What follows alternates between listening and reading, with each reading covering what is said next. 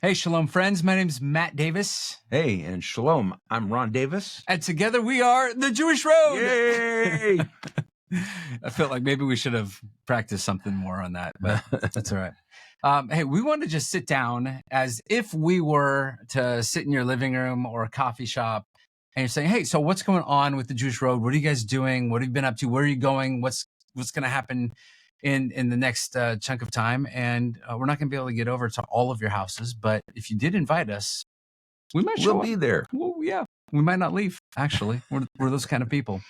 But we want to be able to, in light of or in lieu of, being able to get to see everyone. This is a much easier way to be able to just communicate a bit of our heart. And really, what we're going to be walking through as we go through is just this trifold. And hopefully, you got this. If not, let us know. We'd be happy to send you one. But we call this is a roadmap essentially, and it's really been a journey of where we have come from and the journey that we still have. Where we're going. Right? So that is a bit of our heart. And really what it's boiled down to is just three things, right? Yeah. Be a light, be a voice, be a blessing. Yeah. And we kind of reverse engineered that. We looked at, man, where has God been pulling us? What have we been doing? And these are the three pieces that we've really said, this is it. This is what lights us up. This is when we're talking to different groups and different churches. These are the things the questions that continue to come up. And it's also a response to what's going on in the world, which is absolutely crazy. A lot of conversation. When we started the Jewish Road, our background really is as teachers. We have been teachers. We love the Word of God. We love to pull together these truths that the Lord has given us over the years, and then we love to tell everybody about it. Right. Yeah, and it's a part of being Jewish. Telling everybody. Yeah. So really, that part is how we started, and it's really just in the last couple of years. We're 3.5 years old as a ministry goes. You're slightly older than that. Just a couple of years. Yeah. And but you always have to point that out, don't you? Just a little bit.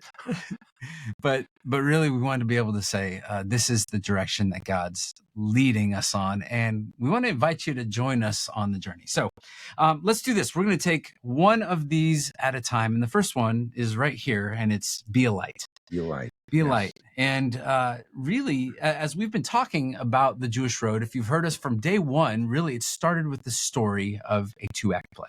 Yeah. And the story is that it's as if all of the Jews in the world bought tickets to this 2-act play. And they went in, they saw the first act, they thought it was great. Intermission, they got up, went out to the lobby, got a drink, and they went home. Yeah. And then all of the Christians in the world, they got tickets to the same 2-act play, but they missed the first act. They got there late.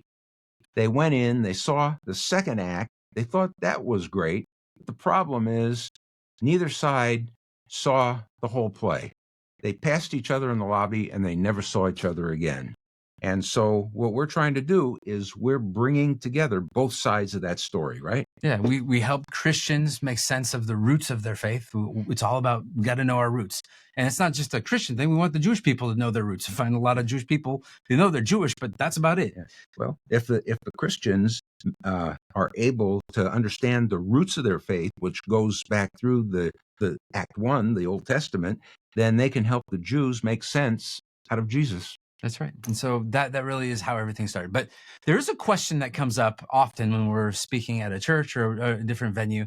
And the question is, well, what is the biggest obstacle for a Jew to put their faith and put their trust in Jesus? And we continue to and I got this a lot, and we'll walk through this, but we had this idea of how do we tell this story differently? How do we tell this story better so that we can actually equip and train the church to magnify our ministry and to be able to reach out to the Jewish people? And so we have pulled something together and we call it a tale of two teams, right? Yeah. So as you're putting that on, we just want to give you a glimpse. This is not the full version, but we'd love to come to your place, your church, your group, and give you the full unabridged version. But really, it starts out with putting on a jersey. And your jersey, of course, it says that you are. I'm Jewish. Boy, is he In Jewish. case you couldn't tell. What did that mean growing up? What did that mean for you to be Jewish? You don't have to put the whole thing on. That's fine. Yeah. Well, what did it mean growing up? Never gave a lot of thought to it other than the fact that I knew who I was. My mother told me who I was. And so there was no arguing with that. And I just grew up fine. We were in Brooklyn, New York, and it was mostly a Jewish neighborhood. We moved to California. It wasn't so fine. I found out there were other people that were not Jewish. Is that even possible? Yeah. Yeah. And so you talk about playing marbles with your good friend at age 10 years old. You're playing marbles with your friend buddy. And all of a sudden, as he's leaning over to hit the marble, what happens? Yeah. This little chain falls out of his T-shirt. Yeah. And it has a cross and a little man on it. And I had never seen one of those things. And so I asked Buddy, what is it? And he said, it's a crucifix. And I went, huh? And he could tell I didn't know what he was talking about. So he said, it's Jesus. And I went, huh? Same look, same reaction. But I thought it was kind of cool. So I went home and I told my mom about it. And I said, hey, can I have one of those things just like Buddy? And so when she picked herself up off the floor, she said, no. And I said, why not? And she said, because he's not for you. Yeah. And so that really was the journey and the story, not just of your life, but Jesus has always been known to the Jewish people as he's not for you. He's for the other team. Yeah. He belongs to another team, another religion. It's all over there. That's right. And so here's the other team. And this one is something just a little bit different. I think I got the big size on this one, man. But what this says is, it says Christian. Remember the song? I am a C, I am a CH, I am a CHRI. No, we never heard of that. If you don't know my backstory, I served in the church. I was a pastor. And number one question I got all the time was, you're Jewish, but you're a pastor. So when did you convert? And what they are actually meaning by that is, when did you switch teams? Right? When did you switch teams? And so when did you not have this and get that? That's right. And so this was always what I got. And what's interesting is, and we love Christians, but we want to be able to explain, because this is super important. Because what happens is we run into lots of Christians who love the Jewish people. They love Israel. They stand with Israel. And in their zealousness to be able to reach the Jewish people, they want to share the gospel. So what do? They say, hey, Jew, I'm a Christian. Yeah. And I know Jesus. Yeah. I believe you call him Yeshua. Yeah. Right. And if you want to know about Jesus, then you should know about this. There's this thing called the Roman road. Yeah. And it says that we've all sinned and we fall short of the glory of God. And because you have sinned, the wages of sin is death, which means that you are going to die and you're going to go to hell. But you don't want to go to hell, right? Right. So if you don't want to go to hell, guess what? I have a jersey for you. Boy, do I have a jersey for you. Look, it's one of these. And you, too, you can be a Christian just like me, and then you could go to heaven. Oh, well, that sounds like a deal. You want to go to heaven, right? Yeah, I want to go to heaven. So just say, I'm a sinner. I'm a sinner. Yeah, and I believe in Jesus. I believe in Jesus. It's the only way, right? He is the way, the truth, and the life. There's no other way to. Okay. It's a little harder, right? It's a little rough. Yeah, but just put this on. I'm sure it's going to be fine, and they'll be. And so what happens is the Jews they don't want to go to hell. They want to go to heaven, and so wait, hold on. What? What's the matter? I did something wrong already? Yeah, you guys probably see this at home. He doesn't see this. You can't wear both of those at the same time. Oh.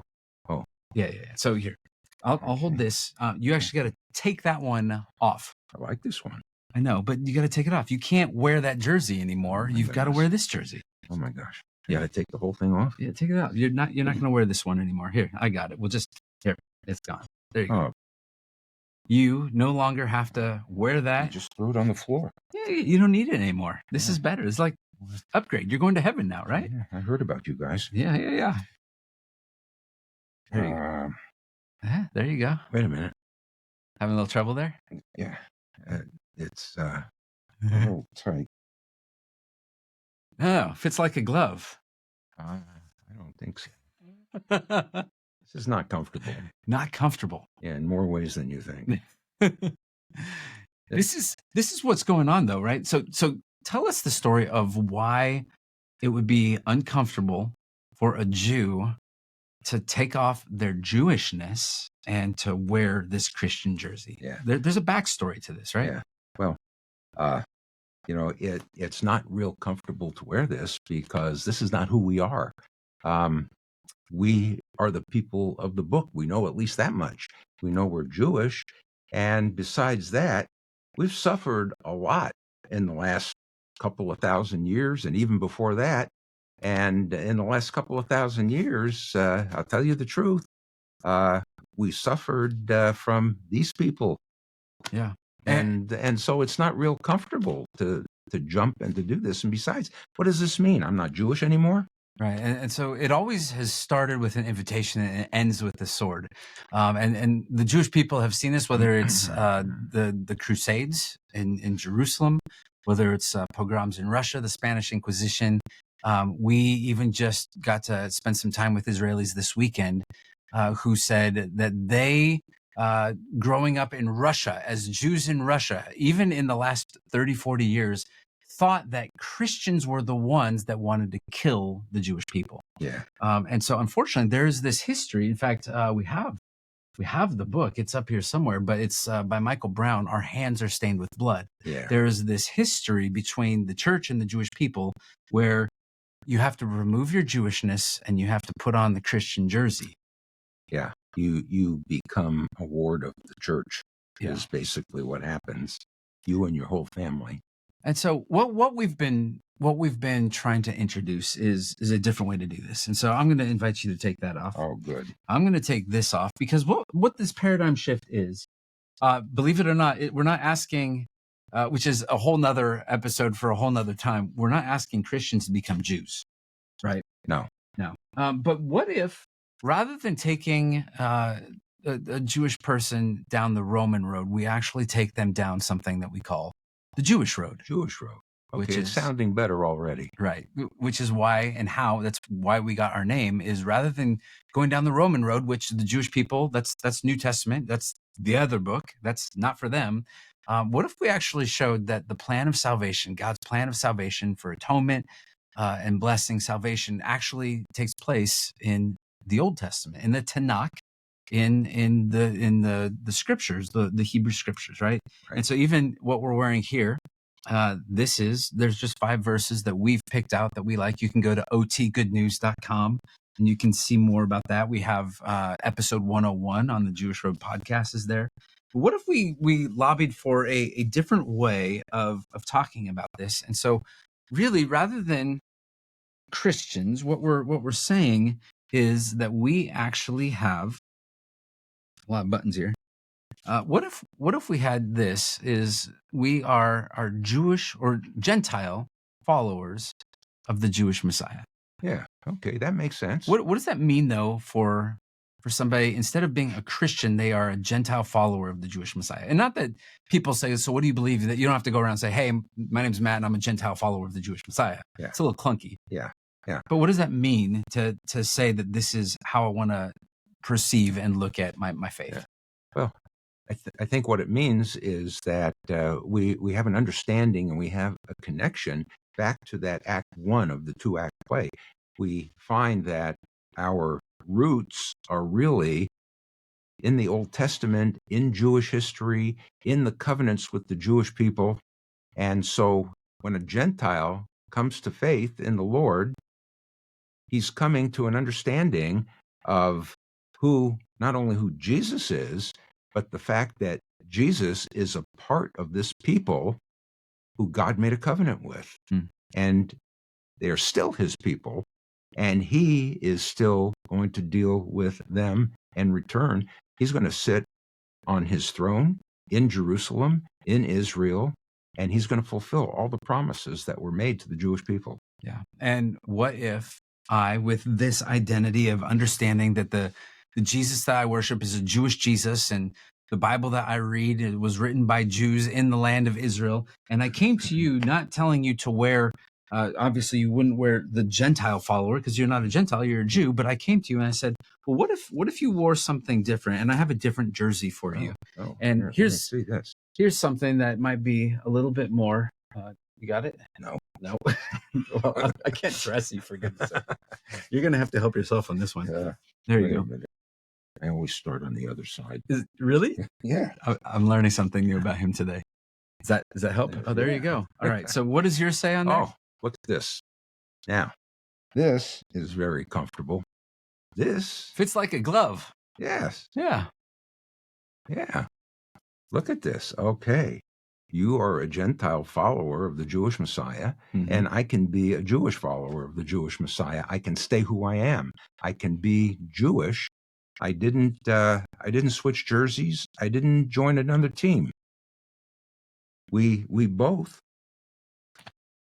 have come together, and really what that does is it becomes what God has intended for His body, and that is that we are one new man, right? Yeah. And that, get it right? I think we got it right. Yeah. We'll have to see when we watch the video back a little bit later. But that is the paradigm, and really that is the tale of two teams. And so when we are being a light, which is just right here on this front panel, and hopefully you got that. But as we teach, as we speak, as we're doing podcasts, we're doing things like we're sitting with Korean missionaries who are in Tel Aviv and Jerusalem, who need to understand, because they were going after Jews in the streets of Jerusalem saying, I have a Christian jersey for you, and I want you to put this on. They were not having any success, right? Yeah. So God has opened some doors for us to go all over the place and to be a light, right? Yeah, yeah. And not even that, but also in Cuba, of all places. Yeah. So we've had this. We've been training some groups of even pastors in the Philippines. But our call and our invitation for all of you in this season is that you might be a light. And so that is our hope, and that is why we have been doing what we have been doing. Now, are you ready for a little bit of a wardrobe change? Oh, again, because the second thing that we want to do is, if that's be a light, the second thing is that we want to be a voice. Right. And so we just launched something this week. By the time everybody else sees it, it'll be last week. But what does it mean for us to be a voice? It means to be able to declare. It means to be able to tell the world, the people out there, that there is something about this faith that we have entered into, that we want them to be able to ask the questions and to have a dialogue with us over. And so we've gotten something that will kind of instigate that, haven't we? Yeah. Well, and what I'd say is that there is a very powerful voice that's alive in the world today, and that is a voice of opposition against the Jewish people. It's a voice of anti-Semitism against the Jewish people, and it's kind of hard to speak up against the noise. There's so much out there. There's so many enemies, people who hate the people of God, and so especially since October 7th, October 7th, 2023, about a year and a month ago, it changed everything. And rather than worldwide compassion pouring out on Israel and the Jewish people, anti-Semitism has erupted, and it's run amok, and it's gone crazy. Yeah. Even as recently as within the last week, there is a Jew hatred that has taken place all places. Anne Frank's old neighborhood. Yeah, in Amsterdam. Yeah. They call it, there's a worldwide Jew hunt, and evil has organized. And so what we wanted to do is we want to be able to say, we want to be a voice for that. And so you and I, we're not the most fashionable people in the world. We never thought we would have a clothing line of all things, but oh my gosh, here we are. We have some clothes, and I think I'm just going to keep it like this the rest of the time. That's perfect. It might be even better. You like that? Cock eyes off here. Yeah, he calls his glasses his cock eyes. There you go. Oh, Kind of comfortable. Okay. It's kind of cold down here, by the way, so that helps. Yeah. Hey, there we go. So we are now the purveyors of a little bit of a clothing line, and we call this road gear. And so, we are along on the journey together. And so the road gear is to help us be a voice. I find that, as public and all the stuff that we do all over the place, when I'm kind of just my everyday life, I don't really want to be seen all that much. I kind of try to slip into the store and slip out, and like, A little hard now, huh? it's a little hard now, right? So when you put something like this on, you're actually making a statement, right? You're saying, for Zion's sake, I will not be quiet. And so our hope and our prayer is, if you don't really know all the things to say, if you don't know about the history of modern Israel and what are Palestinians, are they an ancient people from 2,000 years ago? And what's the Balfour Declaration and the UN partition plan? If all of this stuff feels like complicated, but you know that you love the people of God and you want to do something about it, this is a simple way, right? And so we have two things, really kind of two statements that we've made in a variety of different designs. The first one is what you're wearing there. Know your roots. Yeah, know your roots. What does that mean? Yeah. Well, it means to understand and know where the faith that we believe in the Messiah, Yeshua, Jesus, where he comes from, and what God's word said about who the coming Messiah would be, where he would be born, how he would be born, what his work here on earth in those 3.5 short years would be. And there is a whole message in that, and it's contained in the covenants with Israel, and it's contained in the Tanakh, in the Old Testament. Yeah. So to know your roots, and especially for most of you who are following along with us, you are Christians in the church. This is a call to know your roots, and that you've been grafted in, as it says, that Paul says in Romans 11, to this rich and fertile soil that we are one. And it's a beautiful picture of this olive tree that is coming together. But the other piece that we have is this idea of still chosen. In Genesis 12, God says that I will make a covenant with you. I'm making a covenant with you, Abraham, and those who bless you, I will bless, and those who curse you, I will curse. But God says that I am going to make a people out of you, and I will bless you, and in you all the families of the earth will be blessed. And when we say still chosen, what's the implication of that? Well, there's a big story that's taking place out there, is that God is done with the Jewish people. And in fact, there's two pieces to this.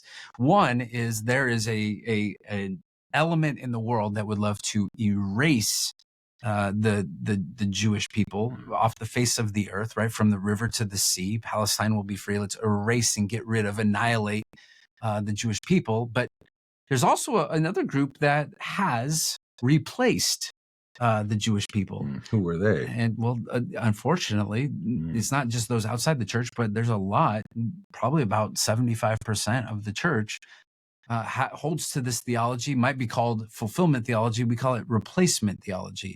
And we want to be able to stand up and say, we don't want to erase and we don't want to replace, but we want to remind the Jewish people, number one, that they are still God's chosen people. And we want to remind the church, number two, that the Jewish people are still God's chosen people.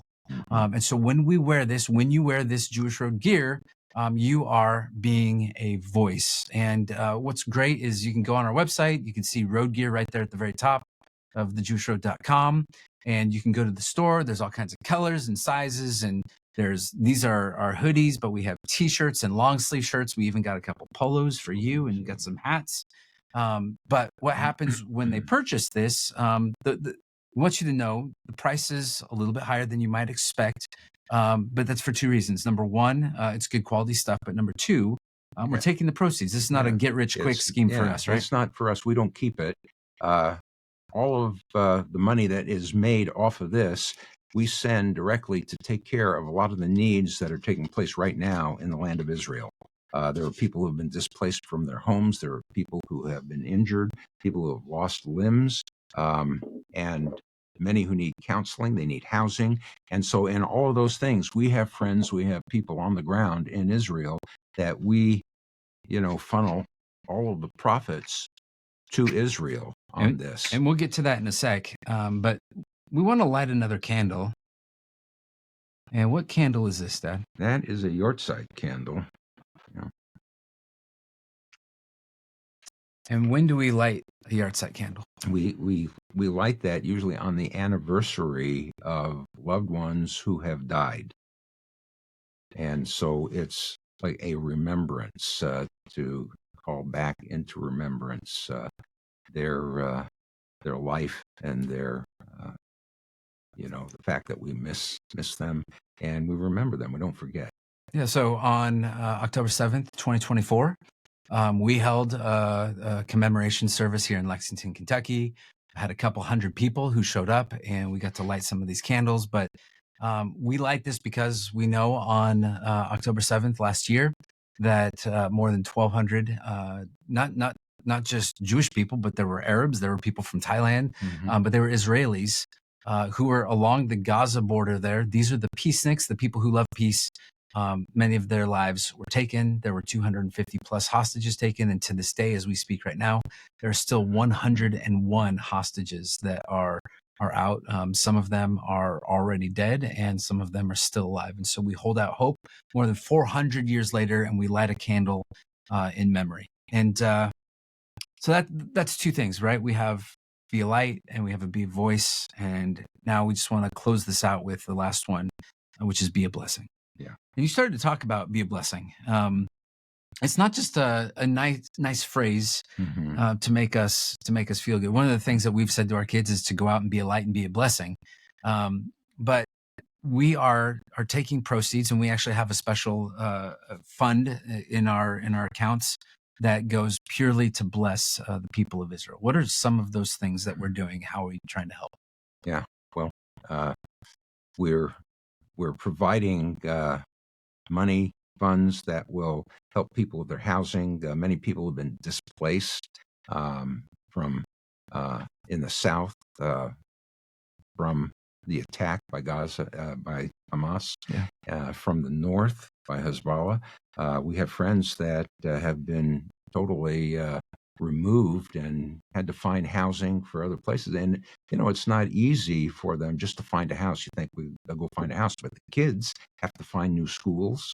And it's just an upheaval of life. And so, we try to speak into that by being a blessing to them, by providing for them, providing food, medical care, counseling, all of the things that might be needed as they're living through a horrific time. And it started on October 7th, 2023. If you remember, that day, a friend of ours, Amir, who served as a tour guide in the past, is in the reserves. He's in his 50s, by the way, and got called down and gets to his shed that for his battalion unit. And they see that it's already burned down by Hamas. So their bulletproof vests, all of their headgear, headpieces, everything's just gone. And so he said, hey, can you help? And so we reached out to you as a community, and tens of thousands of dollars later, 5 or 6 days later, you responded tremendously. We were able to outfit all of them. And we said, in the helplessness that we feel right now with all of this, what can we do? And so we want to be a blessing. And he knows, and all the people that we give to, they know this is coming from believers in the land of the United States who love the Jewish people and feel called to be a blessing and to support them. And so that's what we've been able to do with all of this. Yeah. And what's remarkable is they know that it's coming from Jewish believers and Gentile believers. That's right. And so they are just amazed, and they're grateful for the whole thing. So we have friends and partners, ministries who are on the ground. They are Israelis. They are believers. We have friends. Actually, we just got to see our friend Avi Mitzrahi, who is in Tel Aviv. He has a ministry called Dugit, and they are doing street evangelism. The very first time I went to Israel years ago, I was leading worship on the streets with Avi, and 20 years later, he's been doing it for 40 years, but they have a coffee house. They have a house of prayer up on the 18th floor in one of the sky rises there in Tel Aviv, but doing incredible ministry, especially now. And so we're helping to equip that work out there. We have a friend named Moran, and he is out there visiting soldiers, IDF soldiers that have been injured and hurt, and how can they help rebuild their houses. There are ministries, there's a lot of trauma, there's a lot of broken marriages and broken families. So we get to partner with some of that to rebuild, to renew, to restore, to bring faith, and to be able to help wherever we hear needs. We just get to be conduits of the blessing. And so, like we said, you can get one of these and all the proceeds, or you can actually just donate to that fund in particular if you go to thejewishroad.com/shield. And that is what we call Project Shield, that God would shield them and that he would protect them and care for them and all of that. Yeah. And we have one more set of candles that we want to light for that. And this is a little different than the other two. This is a Hanukkah. Yeah. And why would we light a Hanukkah? I mean, during this season? Yeah. Well, it is usually, it's lit on Hanukkah, and it is the feast of dedication. It is the time when the temple, which was destroyed by Antiochus Epiphanes, was taken back by the Maccabees, the Jewish freedom fighters of that time, and rededicated.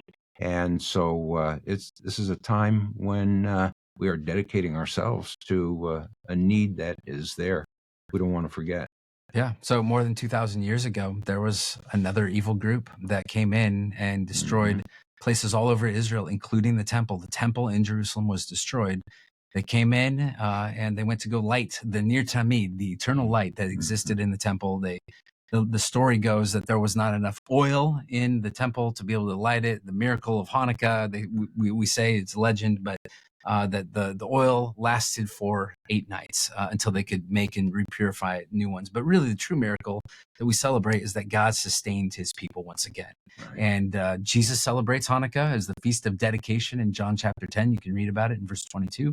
But in that season, what they had to do is they had to come back into the temple, and they had to not just dedicate it, but they had to rededicate it. And so we got attached to all of those words, right? Renew, restore, rebuild, relocate, all of this stuff that when something's been torn asunder, when something has been broken down, there is a there is a redoing that needs to take place. And so, Hanukkah is going to come.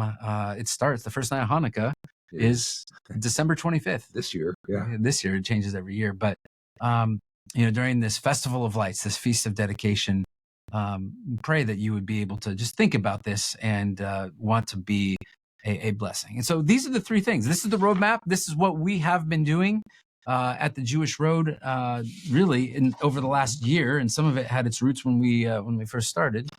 But we want to invite you to join us in this effort.